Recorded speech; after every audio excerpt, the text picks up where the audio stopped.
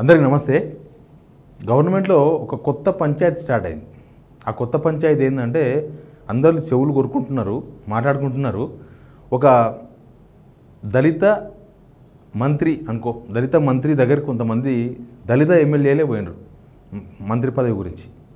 పోతే ఆయన చెప్పిన ఒక మాట నిజంగా ఇది కాంగ్రెస్లో చర్చనీయాంశంగా ఉందా, ఢిల్లీ లెవెల్లో చర్చ ఉందా అన్నట్లుగా అనుమానాలు క్రియేట్ చేసింది. ఇప్పుడు అందరూ మాట్లాడుకుంటున్నారు. ఏం తెలుసా, సీఎం పదవి షేరింగ్ అంటే యాక్చువల్గా కాంగ్రెస్లో ఇది సర్వసాధారణం. సీఎం పదవి షేరింగ్ అనేది కామన్. కర్ణాటక కూడా చాలాసార్లు గొడవ అయింది. ఇది 2.5 years రేవంత్ రెడ్డి, తర్వాత 2.5 years ఇంకొకరు. ఎవరి మధ్య జరిగింది, ఎవరెవరు రేవంత్ రెడ్డి వర్సెస్ అవతల ఎవరు అనే విషయం బయటికి ఎవరు మాట్లాడతలేరు. కానీ ఆ మంత్రి, ఆ దళిత మంత్రి ఆ దళిత ఎమ్మెల్యేలతో మాట్లాడిన మాటలు, తర్వాత ఇంకా పార్టీలో ఇంటర్నల్గా జరుగుతున్న చర్చ, మిగతా మంత్రులు జరుగుతున్న చర్చ, ఇవన్నీ చూస్తే సేమ్ కర్ణాటక స్టైల్ ఇక్కడ కూడా ఏమైనా జరిగిందా, అగ్రిమెంట్ జరిగిందా? కర్ణాటకలో ఏం జరిగిందో మీకు తెలుసు కదా. సిద్ధరామయ్య, డికే శివకుమార్ ఇద్దరికి సీఎం పదవి షేరింగ్ జరిగింది. 2.5 years అనేది చాలాసార్లు చర్చ జరిగింది. హైకమాండ్ దాన్ని అక్కడ కర్ణాటకలో గొడవ అయితే అక్కడ అగ్రిమెంట్ ఉన్నట్టుగా ఎక్కడ వాళ్ళు కన్ఫర్మ్ చేయలేదు. ఇంకా ఇక్కడైతే ఇంకా ఆ స్థాయి చర్చ హైకమాండ్ దాకా పోయే చర్చ లేదు. ఇప్పుడు కాంగ్రెస్లో జరుగుతున్న చర్చ, మంత్రులు, ఎమ్మెల్యేలు ఎవరు కలిసినా, దళిత బీసీ ఎమ్మెల్యేలు ఎవరు కలిసినా నెక్స్ట్ సీఎం మనమే అనే ఒక చర్చ మాత్రం స్టార్ట్ అయింది. ఈ సబ్జెక్ట్ మీద మాట్లాడదాం. మాట్లాడకన్నా ముందు సబ్స్క్రైబ్ చేసుకోండి కింద ఉన్న సబ్స్క్రైబ్ బటన్తోన. మనకు తెలుసు చాలా హరీబరీగా అసలు అప్పుడు ఏం జరిగిందో ఎలక్షన్స్ ముందు కానీ రిజల్ట్ వచ్చిన తర్వాత గవర్నమెంట్ కన్నా ముందు December 9, 2013 గవర్నమెంట్ ప్రమాణ స్వీకారం చేస్తామన్నారు. సోనియా గాంధీ బర్త్డే సందర్భంగా December 7కే వేసేసారు.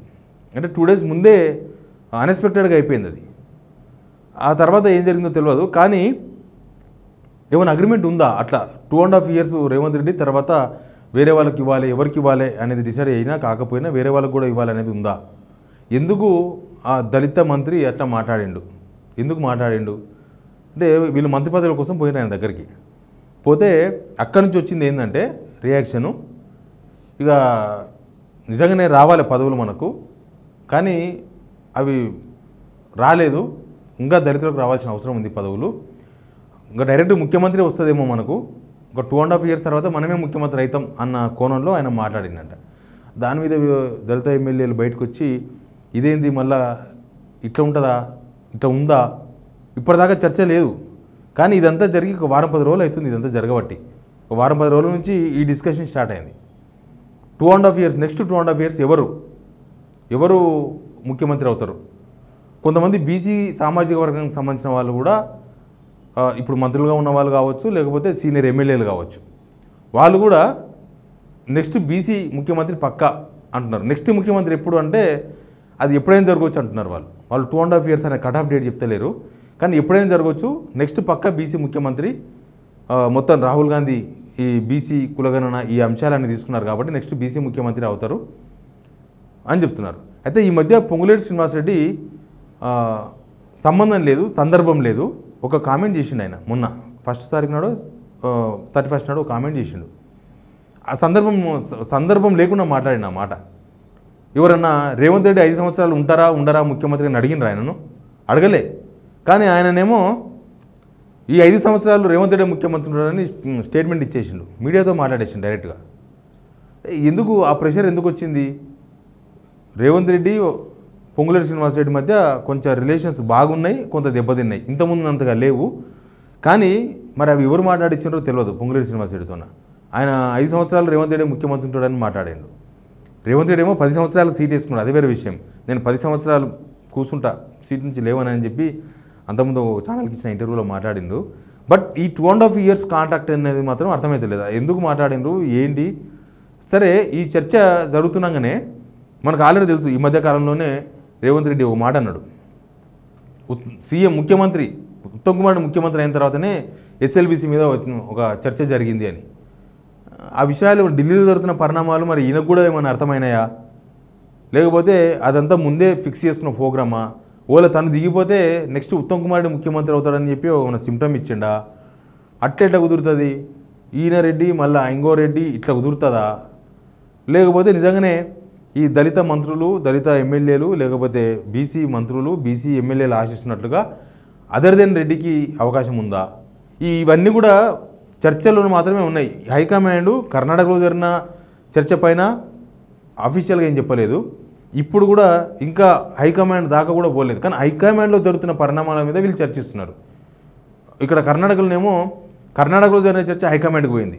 ఇక్కడనేమో హైకమాండ్ చేస్తున్న చర్చ వీళ్ళు చేస్తున్నారు. అట్లా ఎందుకు పాసిబిలిటీ ఉండకపోవచ్చు? కాంగ్రెస్లో సాధ్యం. ముఖ్యమంత్రులు మార్చడం అనేది కాంగ్రెస్లో చాలా ఈజీ. దానికి పెద్దగా టర్మ్స్ ఏముండవు, అవేమి ఉండవు. కాకపోతే ఇక్కడ ఒక ప్లాన్ ఉండొచ్చు. ఏం ప్లాన్ ఉండొచ్చు అంటే, నిజంగానే రేవంత్ రెడ్డిని కనుక ముఖ్యమంత్రి పదవి నుంచి తప్పిస్తే కాంగ్రెస్ గవర్నమెంట్ ఉంటుంది అని ఎవరు గ్యారెంటీ ఇవ్వరు. ఎందుకంటే రేవంత్ రెడ్డి ఏమి ఉత్తోడు కాదు. రేవంత్ రెడ్డి కూడా ఈ రాజకీయాల్లో ఆరితేరినోడు. ఆయనకు తెలుసు కాంగ్రెస్ అధిష్టాన సంగతి తెలుసు, కాంగ్రెస్ ముఖ్యమంత్రుల వ్యవహారం తెలుసు, అన్నీ తెలుసు. కాబట్టి ఆయన జాగ్రత్తలు ఆయన ఉంటాడు. అయితే ఆయన జాగ్రత్తలు ఆయన ఉంటే ఈయన ఒకటి తింటే అవతల హైకమాండ్ 10 తింటుంది. వాళ్ళు 130 సంవత్సరాల పార్టీ వాళ్ళది. ఈయన ఈ మధ్య పోయింది కాంగ్రెస్కి. అయితే ఒకవేళ దళిత ముఖ్యమంత్రి అవకాశం, లేకపోతే బీసీ ముఖ్యమంత్రి అవకాశం ఇట్లాంటి తెర మీద తీసుకొస్తే ఒకవేళ రేవంత్ రెడ్డి ఏమన్నా ఇట్లాంటి చెడగొట్టే ప్రయత్నాలు చేసినా అది తప్పుడు సంకేతాలు పోతాయి. ఆయనకి ఇబ్బంది అవుతుంది. ఎందుకంటే ఒక దళిత ముఖ్యమంత్రిని చేయబోతే ఈయన ఏమో చేస్తున్నాడు అనేది ఒక సిమ్టమ్ పోతుంది.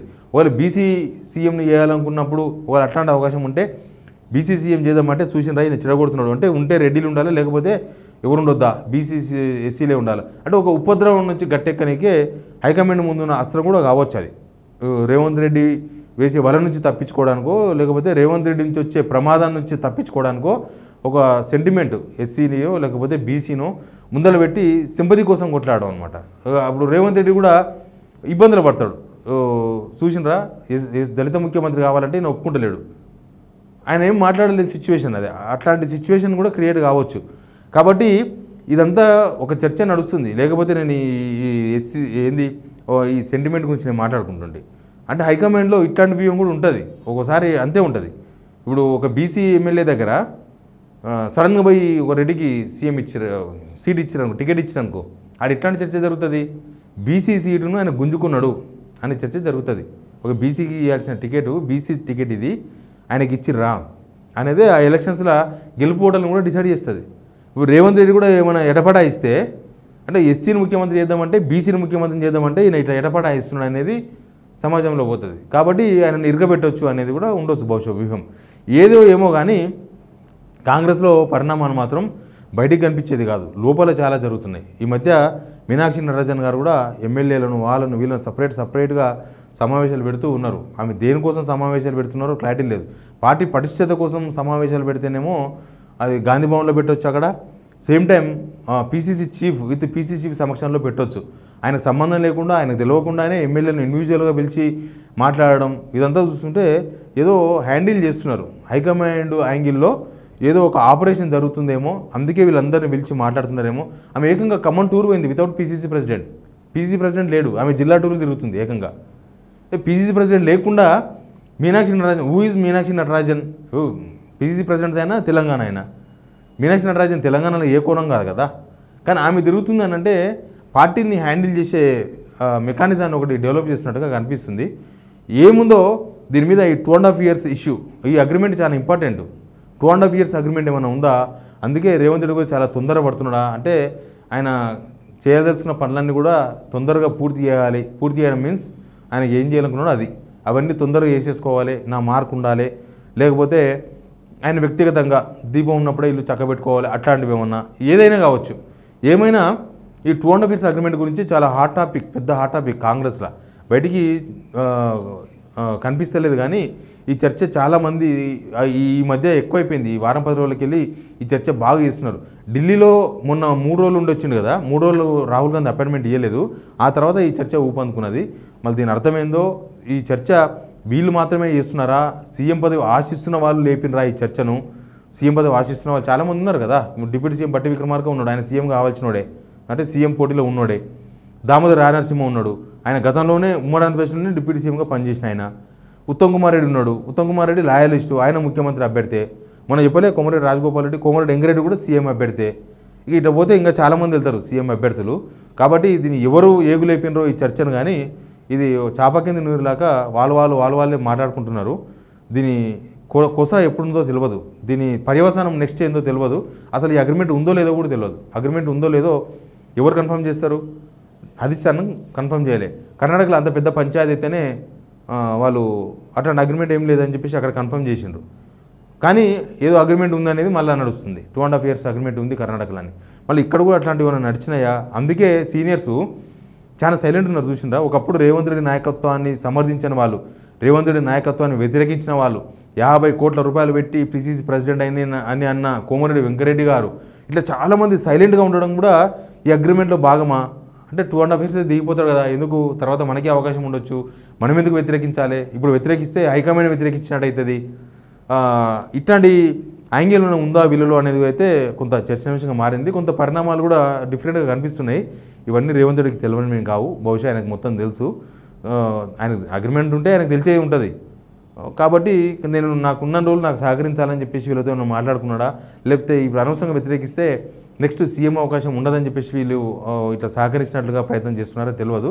బట్ ఇది ఒక బిగ్ ఇష్యూ, ఇది ఒక గవర్నమెంట్లో ఒక పెద్ద ఇష్యూ.